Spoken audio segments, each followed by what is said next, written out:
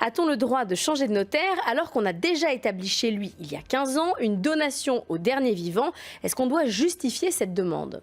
La réponse est oui, Rose, vous pouvez tout à fait changer de notaire. En fait, les notaires ne sont pas propriétaires de leurs clients et le client, en toutes circonstances, a toujours le libre choix de son notaire. Et c'est pour ça d'ailleurs que c'est très important quand on signe un acte chez le notaire, que ce soit une donation entre époux ou un autre acte, de bien conserver la copie de cet acte. Car grâce à la copie de cet acte, on peut aller voir ensuite le notaire de son choix. Donc Rose pourra tout à fait, alors si elle n'a pas la copie, aller réclamer cette copie bien évidemment à son notaire de cette donation entre époux. Elle n'aura qu'à justifier de son identité, elle n'aura absolument à donner aucune justification, aucune raison particulière.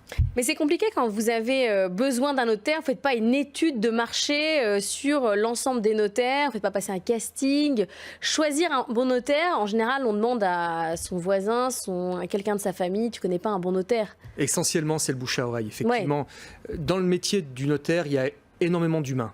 Il y a beaucoup de relations humaines. Si on n'a pas cette relation humaine, si on n'a pas ce sentiment de confiance, c'est extrêmement compliqué effectivement d'aller vers le notaire.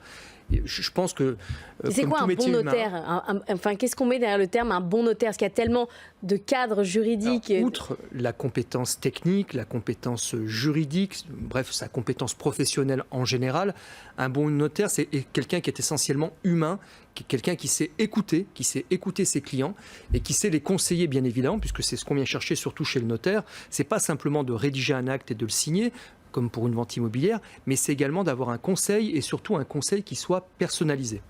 Mais personne ne change de notaire à chaque acte. On garde son notaire quand même en général. Quand vous en avez trouvé un. Parce qu'il y a ce sentiment de confiance.